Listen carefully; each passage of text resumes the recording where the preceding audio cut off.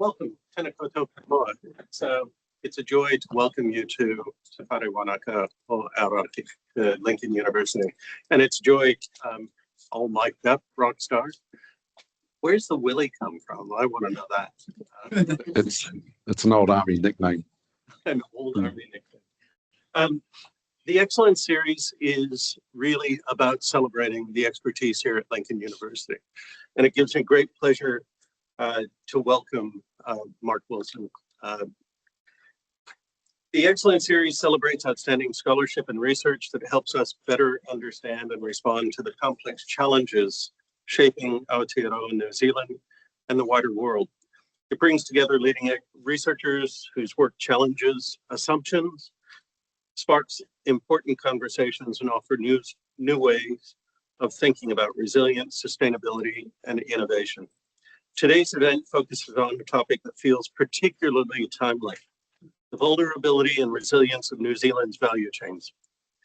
Over recent decades, global value chains have become increasingly interconnected, allowing goods, services, and resources to move around the world with remarkable efficiency. But as we've seen time and time again, through pandemics, geopolitical tensions, climate events, and now disruptions in critical trade corridors like the Strait of Hormuz, that interconnectedness can also create significant vulnerability. For a country like New Zealand, whose prosperity depends heavily on global trade, understanding where those vulnerabilities lie and how we can build resilience into our systems is of critical importance. To help us explore this, we're delighted to welcome Associate Professor Mark Wilson. Mark's expertise is in supply chain and value chain management, shaped by an extensive career spanning both defense logistics and business leadership. His research examines how complex supply networks operate, how they respond under pressure, and how organizations can build stronger and more adaptive systems in the face of disruption. He's played a major role in national research programs focused on value chains, international, inter-organizational collaboration, supply chain resilience, and complex adaptive systems, with a particular emphasis on agribusiness and New Zealand's export economy.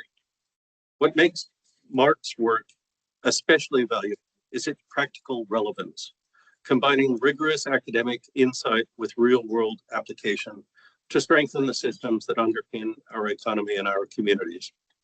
In today's seminar, Mark will introduce network science as a powerful framework for understanding supply chains, showing how the structure of these systems influences both vulnerability and resilience, and what this means for New Zealand's ability to respond to future shocks. It promises to be both a thought-provoking and highly relevant discussion. Please join me in giving a warm welcome to Associate Professor Mark Wilson. Thank you. Thank you, Chad, for that very kind introduction. I just want to do a volume check. Is that okay, Katie? It's not too loud in here, is it? Okay, thank you. Well, good afternoon, everybody, and a very warm welcome to the seminar on this global supply chain thingy. So my name's Mark Wilson. I head up the supply chain management program here at Lincoln University. So I'm just going to turn this down, actually, if I can.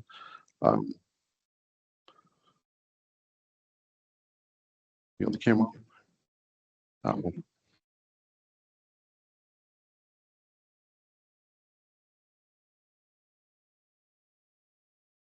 That's better. Yep, that's better, isn't it? Yep.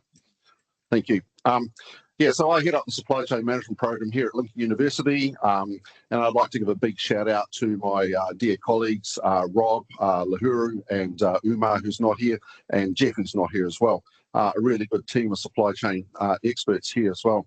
I'm very fond of boasting that we have the best undergraduate supply chain program in New Zealand, and that's true.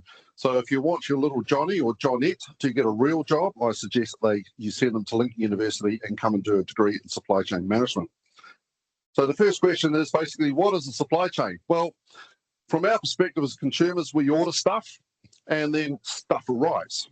And then what happens in the middle here sometimes is a complete mystery to us.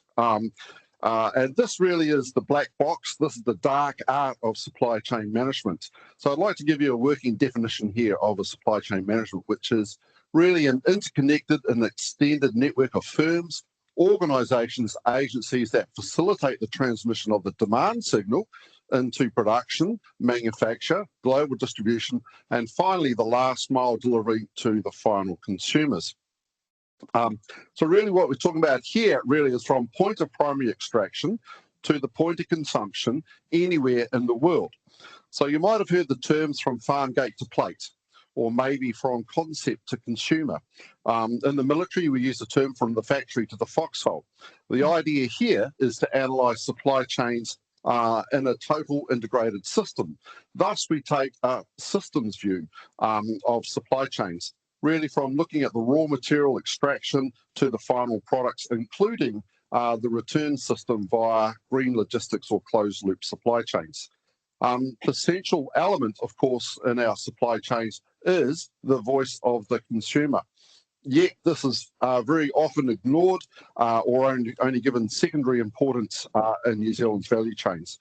So essentially the final consumer itself, they're the only ones that determine what value actually is, and we need to be aware of that as producers.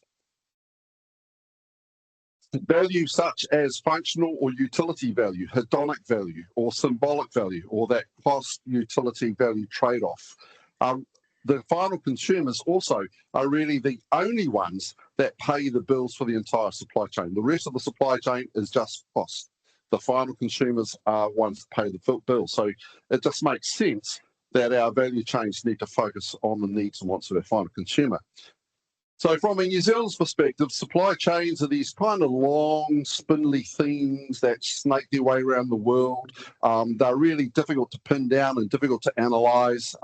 They're also very easily broken. The globalization has extended the reach of our supply chains, and they are now longer and they cross more borders than ever before. This reach, while good for trade, has made them also highly vulnerable to disruptions of every kind. And this kind of comes as a shock for a lot of people. For example, the average item of consumer electronics transits on average 14 different countries around the globe. So that's 14 borders to cross.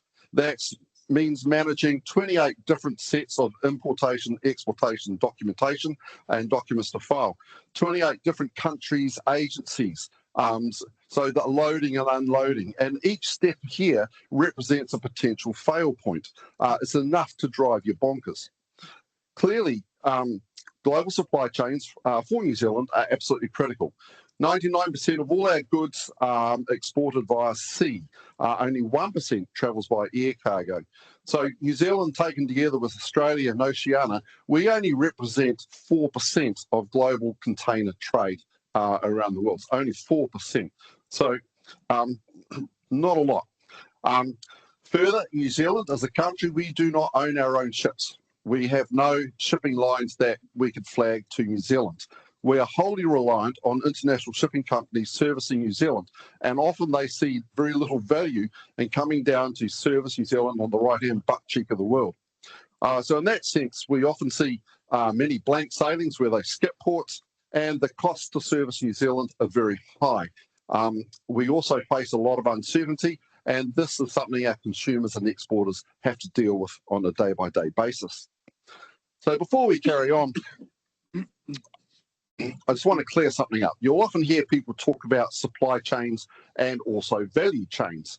They often use these terms interchangeably without really providing any distinction. Thus, supply chains and value chains are often considered the same thing, but they ain't. Another mistake is to take the view as represented here on the slide. This effectively says that a supply chain is a push system, therefore they're bad. Whereas a value chain is a pull system, therefore they're inherently good. Wrong. Okay, both these views are wrong, actually, simply because all global supply chains are effectively a mix of push systems and pull systems. The difference is where the consumer demand enters the supply chain, otherwise known as the decoupling point. It is here that a push system changes into a pull system. So in that sense, all supply chains are a mix of the two. Rather, I would argue that there is a small but vital difference. Here, a supply chain really effectively is the underlying network of firms, processes, people, technology that create and deliver products to satisfy demand. A supply chain encapsulates all the value-adding and value-destroying activities within itself. However, when we talk about value chains or value chain analysis, here we are specifically focusing on the value-adding steps that are within the underlying supply chain system. So specifically, adopting a value chain view means looking at the underlying supply chain through a value lens. In that sense, where we're trying to identify those processes that add value or destroy value. In other words, it's a heuristic, okay? It's a mental model. It's a set of value lenses or glasses that we could put on through which we analyse our underlying supply chains for value activity. So hopefully that clears up some confusion, and for some of my colleagues in the faculty that might be helpful as well, who tend to teach this particular view here. We'll have a cup of coffee and discuss it. So supply chains have risen in prominence like never before, really since the pandemic of 2020, when we all experienced first a supply side shock when China closed down, and then a demand side shock when the global consumer countries closed down as well. This led to many stockouts and, of course, empty shelves worldwide. Indeed, the pandemic caused massive and sudden variations to the entire global value chain system and introduced wild volatility. For example, the cost of shipping a 20-foot container or 1 TEU from New Zealand to LA jumped from between $4,000 to $5,000 US to between $40,000 to $50,000 US dollars for the same shipment. So how can our exporters afford that? Key question, all because of supply chain volatility. Unfortunately, 6 years later, our global supply chain systems have never quite reached equilibrium again. The Strait of Hormuz crisis certainly hasn't helped things settle down either. It is generally a principle of value chain operations that the greater the uncertainty, the greater the volatility there is within the value chain system, the greater the costs there are, and therefore the more inefficient your supply chain actually becomes. So the natural reaction of businesses facing these disruptions is to cover uncertainty with stock. In other words, holding just-in-case inventory. As such, everybody pays more for bad service. Exporters can't make promises to overseas buyers that their goods would actually arrive on time, leading to lost sales. Manufacturers require a much wider production window, to allow for delays in critical raw material imports to arrive. Shipments need to be rerouted through different ports while still on the water. These are all expensive and difficult supply chain problems to manage. Indeed, the current instability has challenged our old models of value chain thinking. Previously, for the last 30-odd years, most global value chains operated on the principle of lean management. This idea has been borrowed from the operational management theories coming from the Toyota production system. So in other words, continual improvement. Here, there's a constant effort to reduce inventory holdings at every level of the supply chain in our value chains. This improves efficiency of the whole system. That's fine. In other words, we move from a just-in-case inventory to just-in-time or JIT inventory models. Now, this model for the last 30 years has worked brilliantly until it didn't. The pandemic cruelly exposed the weaknesses of lean thinking, or more correctly, and I'd argue, where lean thinking was misapplied to global value chains. When volatility struck, it exposed how badly under-buffered our supply chains actually were with inventory. There was nothing left in the cupboard to cover shocks, absorb demand, and cover the shortfalls. There's also nothing left to cover extended shipping lead times that we experience as a country. So the Strait of Hormuz is a case in point here. Here we see the number of ships transiting the Strait of Hormuz on a daily basis. As you can see, it reduced really between 95 to 98% instantly. That's what you call a supply chain shock. Note that it didn't close completely. The main reason why the ships wouldn't transit the straits, not because they couldn't, is because the insurance wouldn't pay for the damage or the loss of the ships itself. Here we see the surge in the price of the US price of petrol in the US. We see that it reached a politically sensitive level. This is where the politicians take notice and try to do something about it.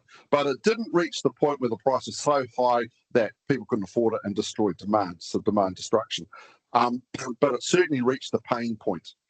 And of course, we see here that by and large, the world managed to survive by living off its inventory and strategic petroleum reserves that have been stashed around the country. The key player here was the massive reserves that China drew down on rather than actually drawing from the international market. So we note here that these reserves would have run out around about September time this year. We were reaching operational stress levels in June this year.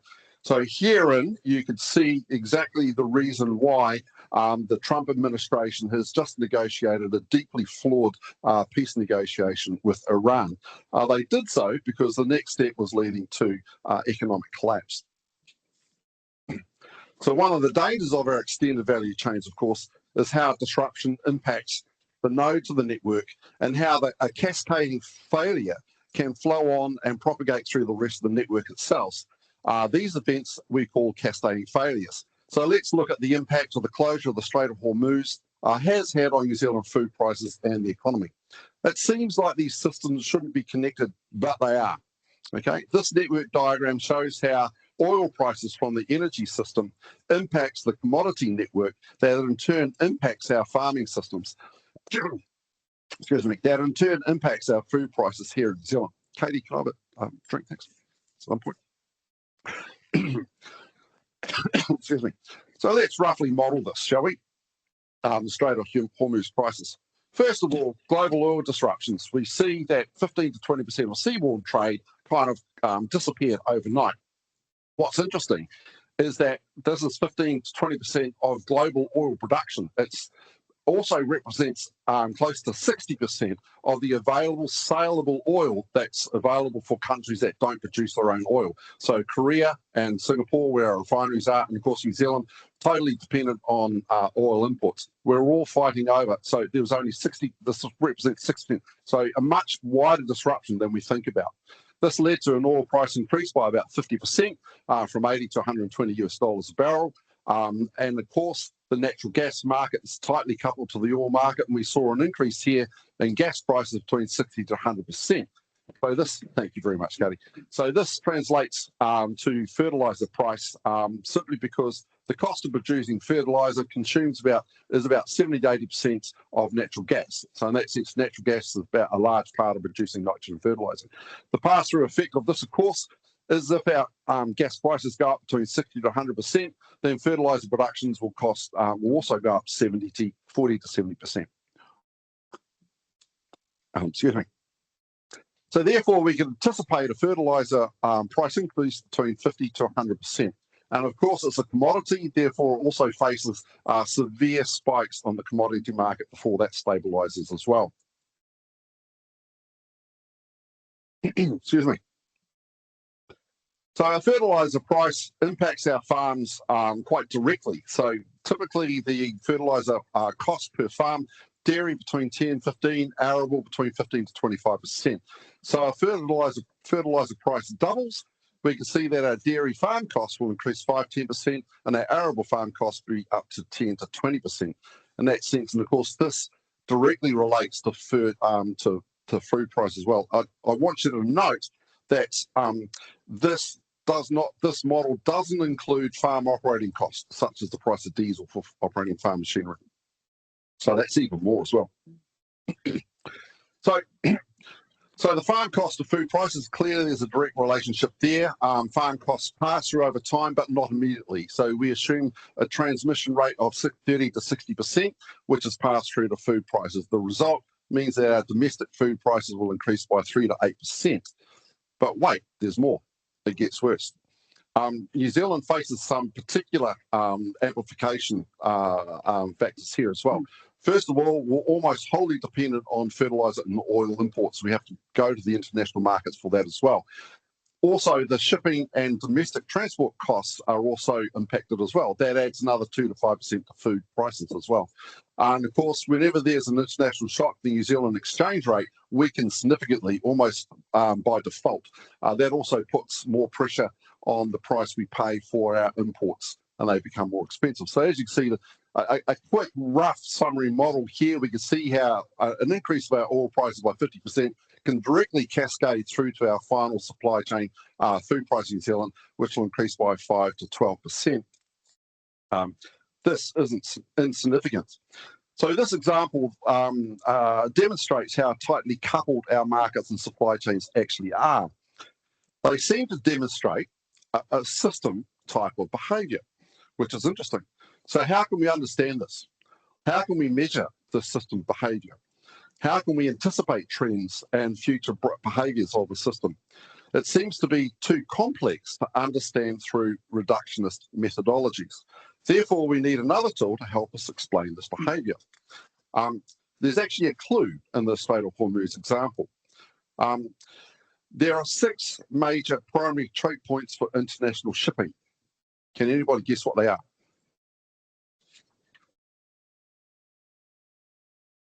Strait of Hormuz, yes. Panama, Suez, yep. Yep. Pillars of Hercules, Gibraltar, yep, so Gibraltar. Sorry? Malacca Straits, yes. Yep, Malacca Straits, one more. Probably haven't heard of this one. Yep. Fogo Strait. Bab el Mandeb. Fogo Strait. No more oysters. Anyone's been to Stewart Island will understand exactly what that means. So Bab el Mandeb, which, by the way, that's just opposite the Houthis in Yemen as well. So that's another critical choke point. So we can see that we have some critical choke points around the world. Of course, the Turkish Straits and the Cape of Good Hope I would class as secondary choke points as well. But these are our critical nodes within our global shipping network. Now, I'm going to do something interesting. So what if we overlay on top of these choke points the volume of traffic and the points of origin of our and points of destination of our ports? We have something that looks like this. Here we can see the links between the ports and the origin and destination, but we also note a few things. We can also see that these choke points act as nodes within a network that have a high degree of centrality. We also see that there are very few alternative routes, meaning there's low redundancy within this network and very substitute pathways through this network. These all seem to point to some well-known characteristics or properties of networks themselves. So, Mark says, this is where we can turn to one of the few models or few tools that allow us to investigate the properties of supply chains as a whole. That is graph theory or network theory. So let's go through a bit of a network refresher, if we could, please. So networks are composed of vertices or nodes or edges or links, okay? Nodes can represent anything, but typically act as with some kind of agency. These in networks and supply chains, we call them firms within the supply chain itself. The links represent the connection between the nodes. Again, these can represent anything that's been modeled at the time, such as supply chain exchange relationships or the flow of products between the nodes. Links can also be undirected, as we can see on the charts here, or they could be directional or bidirectional in that sense. So networks overall have some key properties, some key network properties. First of all, degree of centrality. Here we're talking about the connectivity distribution. In other words, the number of connections each node actually has. Next one is the average path length. Here we're talking about the average number of steps it takes to transit through a network. Next one is clustering coefficients. Here we examine how tightly grouped these nodes are together in triadic relationships. And finally, modularity or community structure. Here we're looking at the core peripheral structure or the structure of the network as a whole, or sub-networks embedded within a network as a whole. So these measures help us understand for the first time some of the key properties of a system, as modelled through by the topography of a network. Thus, we can see things as a whole, which is great. From these, we can measure network structure, robustness, strength of connectivity, and redundancy. Now, these are all key supply chain resilience measures. But before we move on, we need to understand how a network behaves, specifically the way things move through a network, how they grow and how they die, and what happens when they're disrupted or attacked. By the way, there's a test at the end of the lecture. I've got your notes. Fantastic.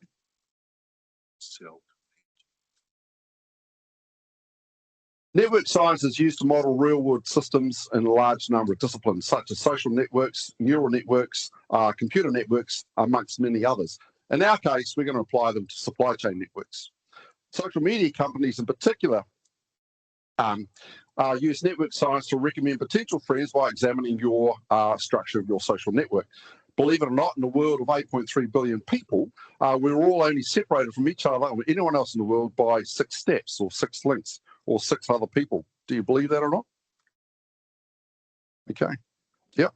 This idea is based on a desired characteristic of networks, that is, of small world properties. So in 1967, Stanley Milgram tried to find the social distance between any 2 people in the USA chosen at random. He chose 2 semi-well-known people or targets at random, such as local mayors, in 2 different states as the starting point.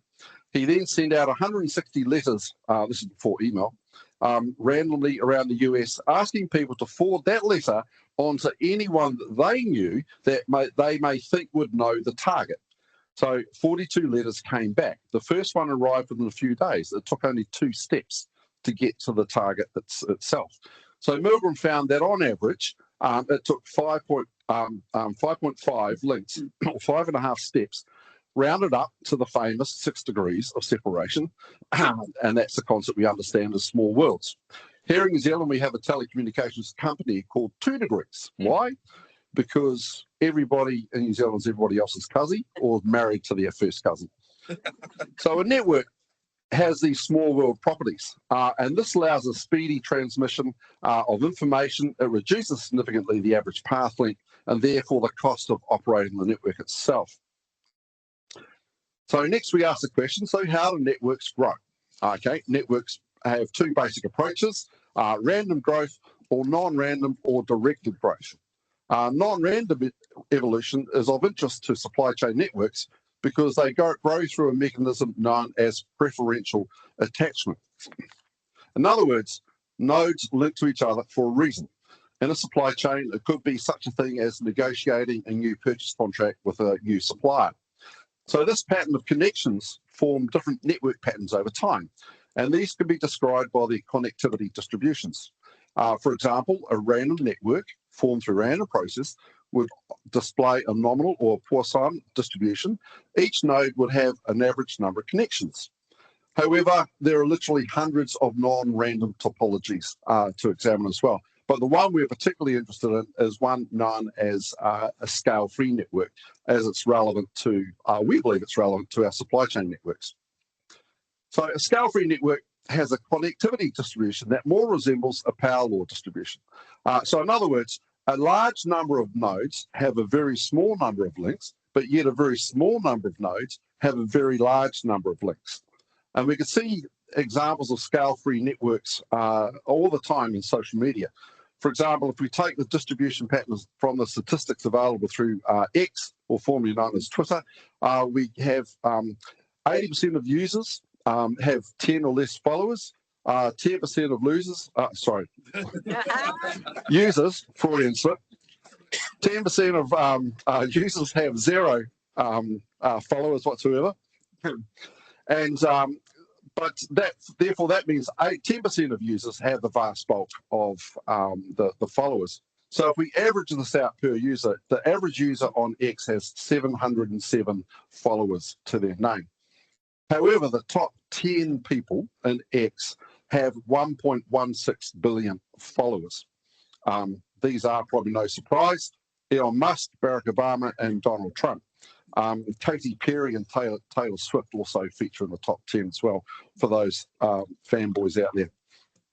So this shows, in a real-world sense, the power law connectivity distribution in action. Why is this important? Because preferential attachment mechanism means that these personalities have hoovered up the vast majority of followers or new connections available in the network. This is called a rich gets richer phenomenon. So this creates what is often described as a supernode or a hub node. Soon, these nodes dominate the network, and they are a key feature of scale-free networks. Hub nodes are key for network connectivity, the transitivity, and are generally located within the communities or at the core of the network itself, within the core periphery structure, according to the diagram here. In supply chains, we can relate these hub networks to what we call channel captains or channel leaders, i.e. these are large firms that tend to dominate their supply chain either economically or through power dependence ratios. Excuse me. They also are able to set the channel policies and also the channel climates and values as well. So essentially, nodes connect with hubs for a variety of reasons, often related to trust, reliability, and functionality. Sometimes they connect simply due to reverential attachment. So here, being associated with a well-known brand or a company that reflects your values is the reason for the attachment.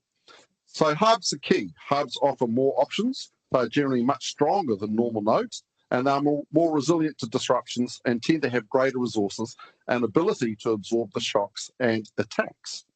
Hence, the presence of hubs are essential for network resilience.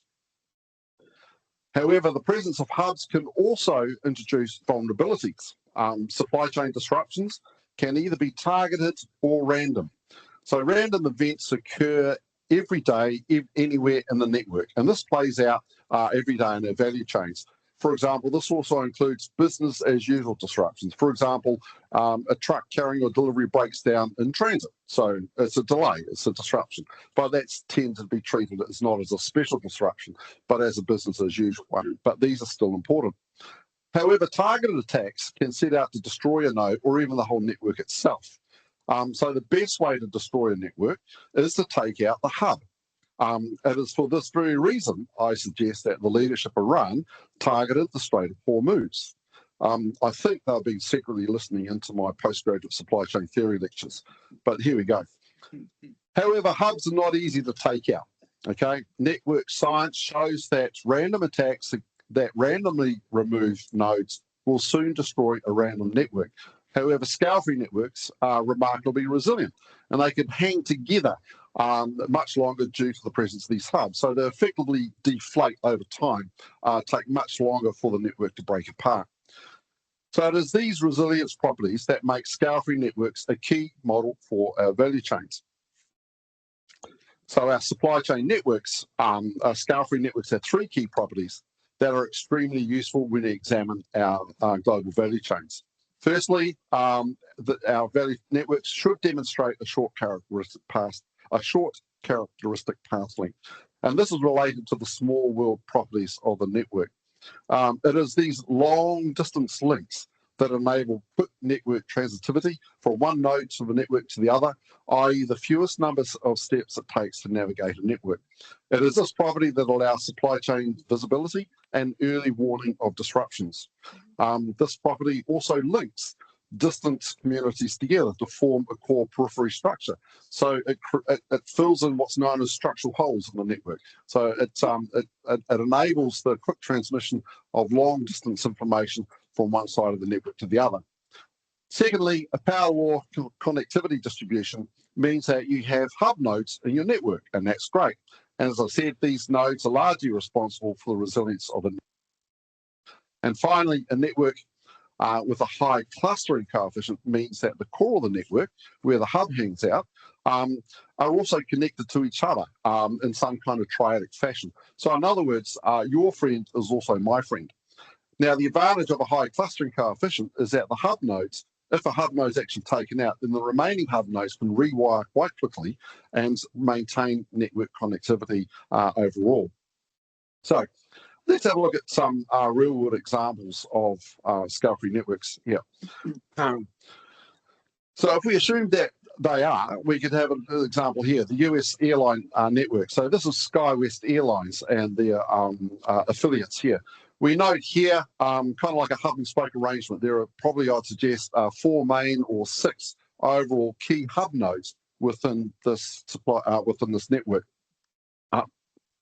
So it gives you an idea to travel from one side of the country to the other. You first have to travel the hub, then you catch the long distance link to another hub, and then you do a local commute to your final destination.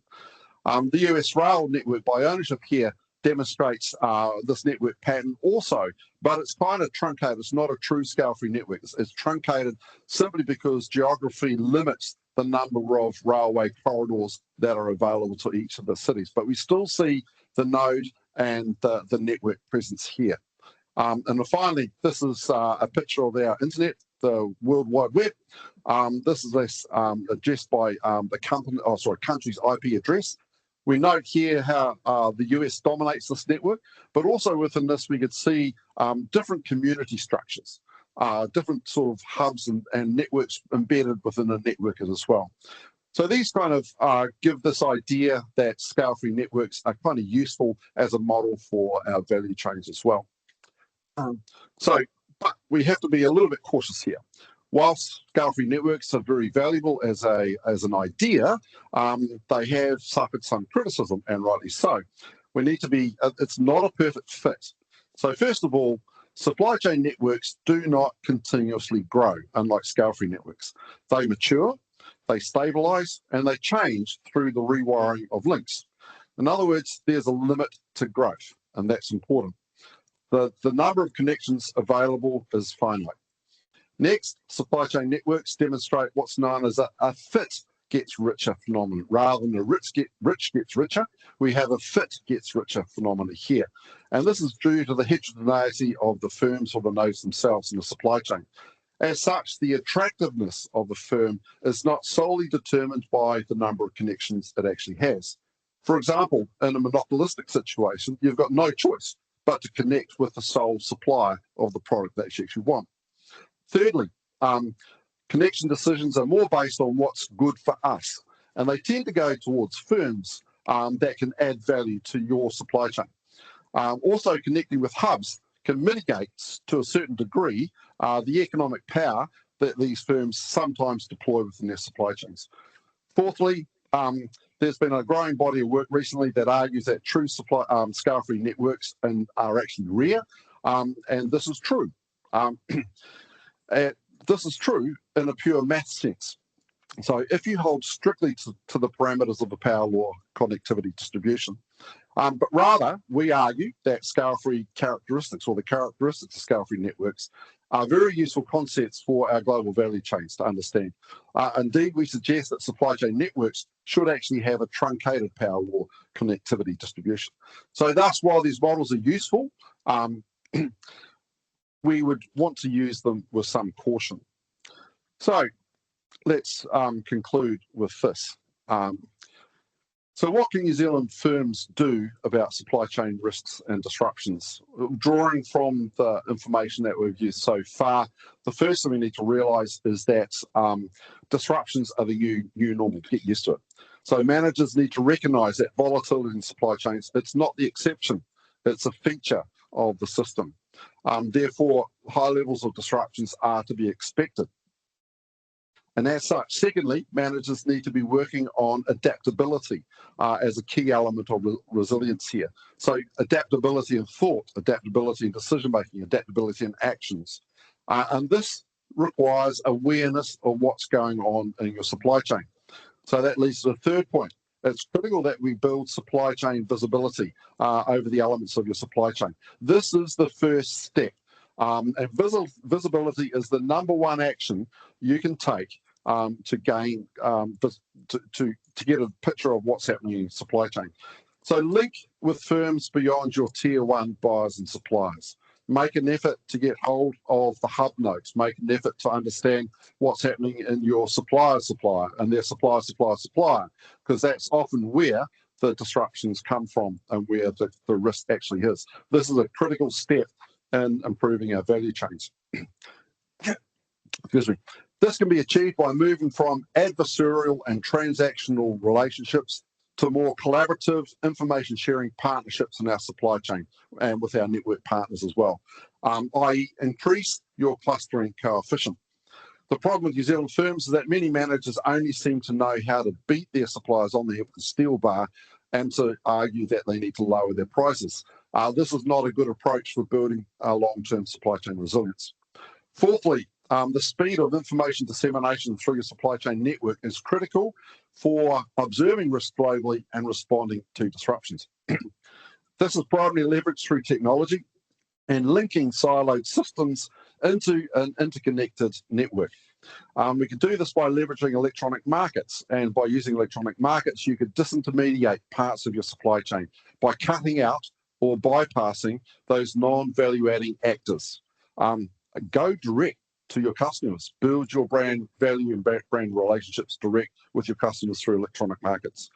This will shorten your characteristic path links and hence speed up network transmission. So being connected to your hub network here is also key for information dissemination. Think about using AI agents to deploy as your eyes and ears what's happening globally. Use them to scan the environment, to report exceptions. Not everything, just report exceptions. Know about the problems before they become real problems. Fifthly, diversify and disperse. Don't put all your eggs in one basket. In other words, spread your risks by operating from more than one market and more than one country. Thus, if one country is impacted by a disruption, you'll still have income from the other. Similarly, with your supply inputs, think about deploying a dual sourcing strategy that has, say, 80% of your requirements coming from your key or your main supplier, but also 20% from another approved secondary supplier in another region. So therefore, if disruption hits one, you can seamlessly transition to your secondary supplier.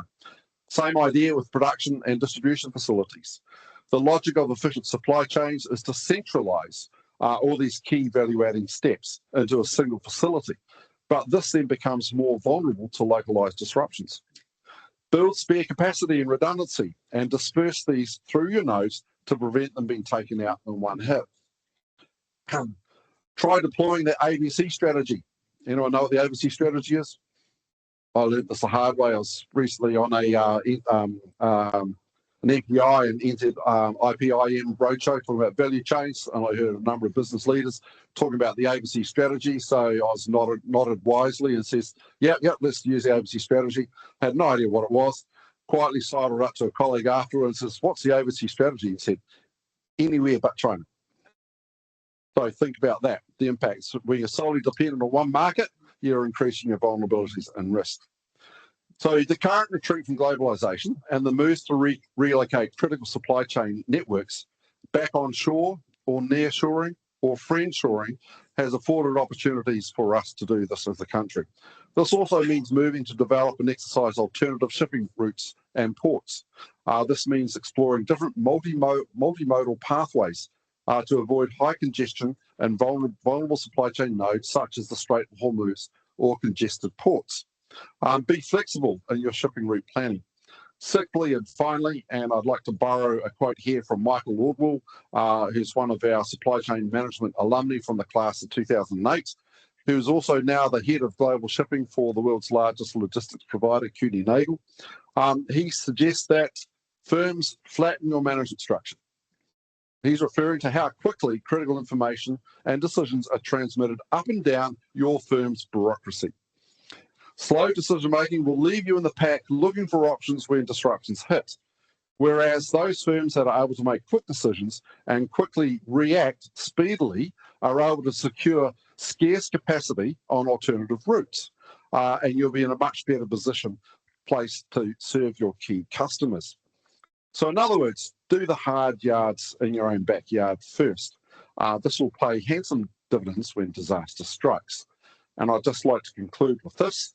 I know for a fact that some of you are going to arrive in your office tomorrow morning and you're going to face yet again another supply chain disruption. Good luck, everybody. Thank you very much.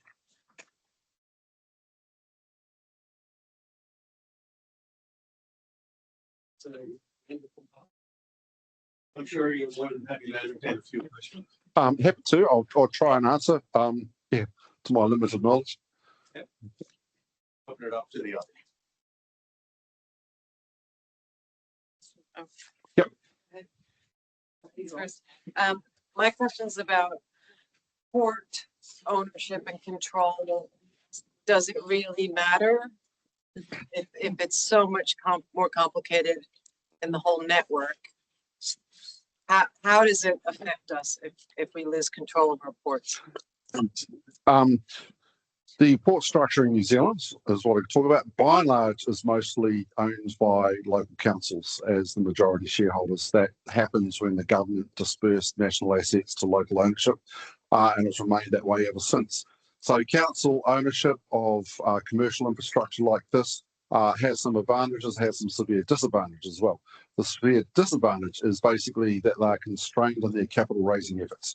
So basically, Littleton, Chalmers, Nelson, Wanganui, most of these smaller ports, if they want to improve throughput, have to expend large. So an overhead straddle crane is worth a lot of money. Okay, it's not something which you can go to the local councils, can you please raise rates to pay for a new crane? That just doesn't work. They have to go, and so they don't have the prospects to gain capital, sufficient capital to upgrade to national ports of national significance. So in that sense, they're always going to be capacity constrained. Of course, geographically, they're constrained as well. We see as another conversation around the Resource Management Act and how that's impacted development and port growth.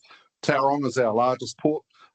So, you know, there's some conversations around really only having 2 key ports per island. The biggest cost in New Zealand at the moment is the Cook Strait and the cost of getting goods across the Cook Strait by rail and road in that sense. So in terms of New Zealand ports, we've got a whole lot of independently owned nodes, all trying to do their own things in an uncoordinated way. And New Zealand just doesn't have the throughput or the volume or the capital raising capacity for each of them to succeed. So I believe there needs to be some consolidation. What ownership structure that looks like, but I think getting it out of council hands might be one of the first steps. Overseas, because the Dubai port, World Port is looking, I mean, they have been looking at Littleton. Yeah. So how would you enter an agreement that wouldn't constrain us with an overseas owner? Well, the key relationship with the exporters is with the shipping lines themselves, and the shipping lines don't tend to own the ports. Okay, that's through the port companies and various things, various areas. Similar to like airlines don't own the airports; they pay fees to actually progress through. So that's I'm not sure, to be honest, to answer your question. I'm not sure how sort of ownership structure and who owns it will affect the operations. I think New Zealand ports do a pretty good job on what they're doing. Their cost structure is as good as to get, given their constraints they're operating under. Yep.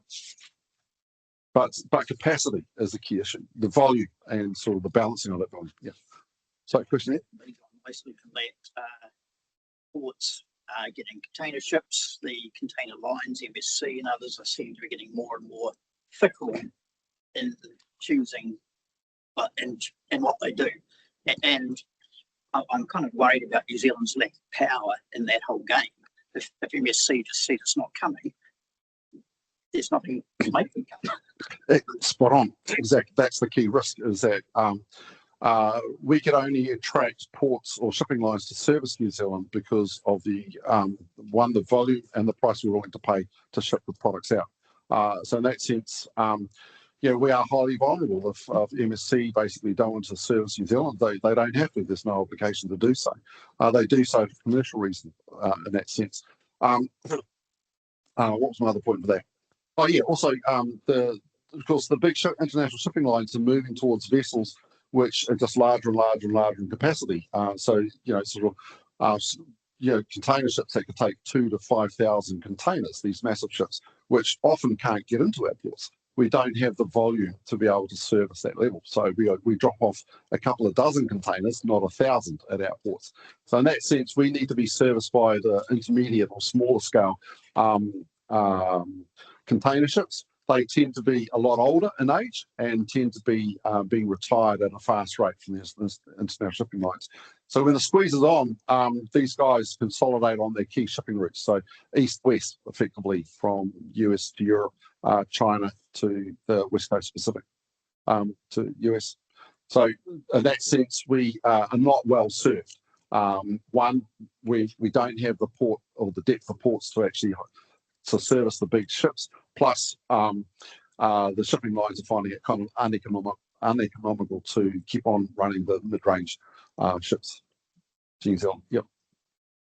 Containerised, I'm talking about. So, yeah. I'm talking a bit closer into New Zealand primary exports and bits and pieces, and I've heard rather than the ABC effect, I've heard of the ABT effect in terms of anything but transfer for energy, because we've got to, by 2050, the NBI, the report that just came out last week, said we had to increase our energy production, local electricity production by 100% by 2050.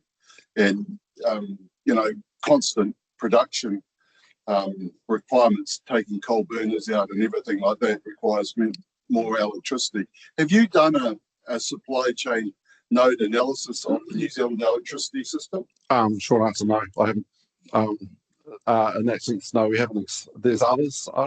Naz, you know, anyone that's done electricity market in our faculty?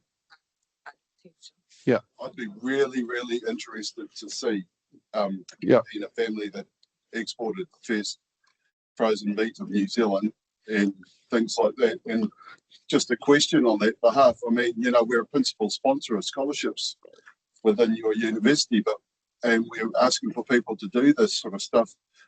How do we encourage this kind of communication to increase? Well, I can give the phone number of the faculty dean, and if you're willing to sponsor some PhD scholarships in the faculty, we could recruit. I'm sitting here right now. Have you? I just can't see that. I'll give you my business card. Please. Yeah. We can look at sponsoring to service those particular areas of interest that you're after. We could advertise for PhD students in those particular disciplines. Yep. Over here, then over here. Yep. Yeah, Professor, thank you for your presentation. An important point you raised was about the imports and also the cost of production, which is the backbone of New Zealand economy. On the other side, flip side, given the scenario of Strait of Hormuz, what do you think the export outlays of New Zealand are comparatively in a better position? Will not that positively affect your dollar and exports? Just what was the dollar and exports? Like this, our export outlays. Yeah. Did not essentially go through the Strait of Hormuz. Well, how much goes of our exports goes to Hormuz? Yeah. There's some positivity in terms of dollar terms, because in terms of the pricing will go up as the prices. So in terms of dollars, there might be some positive impact on dollar exports. I'd have to think about that. Sort of, if the audience can help us out on that one, that would be appreciated. I'm not sure, to be honest, what the impact would be. I think in terms of general goods, I think the only real significant export we have that goes into the Gulf area is live animal exports and frozen meat, frozen and chilled meat in that area. That's significant to us, but I'm not sure what percentage actually goes into the Middle East. Comparatively better, like the export outlays, like the supply chain outwards for our exports are comparatively in a better position. I think really, if you look at the disruptions and what it does to global shipping costs, what that tends to do is put the prices up. And most exporters in New Zealand operating in pretty thin margins anyway. So you see an increase in export prices of containers, or frozen, chilled, or even bulk goods. That puts a squeeze on exporters who tend to look for other markets, in that case, alternative routes. But really, we don't have a lot of options at all. It's kind of like one road in and one road out. Yep. Yeah. There is a Treasury report released probably 15 days ago on that exact thing. So there is one available online. Okay. To that level. There we go.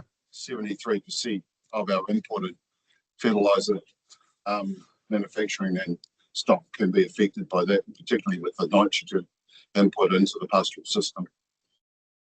So that report has been produced and released by Treasury in the last 15 days. So I think this is, we focus on the restriction on oil exports through the Hormuz. But the UAV attack on Qatar, the massive gas field they had there, took that plant out for 5 years. So there's no natural gas production from one of the key natural gas exporters in the world from Qatar for another 5 years. So that pushes up, and of course the Russia-Ukraine war has also cut off phosphate and other critical mineral exports from that particular side of the country. So I think the dark horse in all this is basically having a look at the fertiliser market. And New Zealand's, we need fertiliser. It's a fact of life in that sense. And what is the impact? So I try to model that just roughly here on what those costs are. But I think there's more pain to come in that particular market because it's not actually clearing itself up quickly. It's a flow-on tightly coupled with the oil shock going forward. So so keep an eye on the fertiliser market, and I think there's more pain to come there. Let's have one more question, and then you're more than welcome to keep Mark from having a drink and asking questions when we go outside. Professor Mark, thanks a lot for this informative session. Actually, my question is your guest question. You asked a question about shipping trade, 6 shipping trade ports. And I couldn't see that here. And I heard from the people here, but I want to know again that answer. Oh, the critical nodes. So Yes. the nodes within the port. So Yes. there's the Pillars of Hercules, the Strait of Gibraltar. There's the Suez Canal. Just down the road from that, there's Bab el-Mandeb. There's the Hormuz, of course, as well. The Malacca Straits and the Panama Canal. Of course, the other thing that's affecting the Panama Canal is the recent reasonably large El Nino, which is coming, which kind of sucks water away from that side. And when it does, the water level in the Panama Canal and the lakes reduces, which also restricts the size of the vehicles that can transit through the Panama Canal as well. So there's another kind of risk floating around at this time. Yeah. So they're the 6, I believe. Yeah. Yes, thank you. Very full. Join me in thanking Mark for a very Thank you, thanks. Thank you, sir. just a gesture of thanks for your talk. Please join us in having some drinks and nibbles outside. And as I said, your job is to keep Mark from eating or drinking. Thanks for coming tonight. I really appreciate the audience. You've been excellent. So thank you very much. Thank you.